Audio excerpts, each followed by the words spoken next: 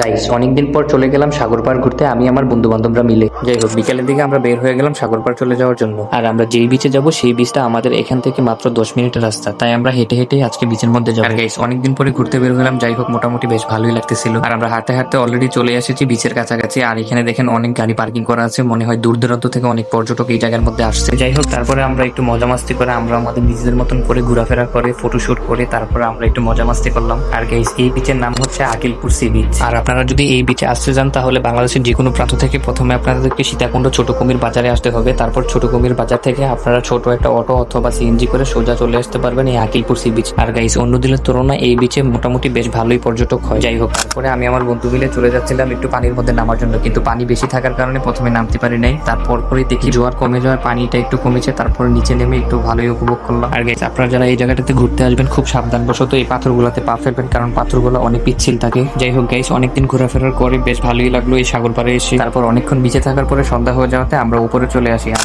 আজকের ভিডিওটা এই পর্যন্তই ছিল। ভিডিওটা ভালো লাগলে অবশ্যই একটা লাইক করবেন। আল্লাহ হাফেজ।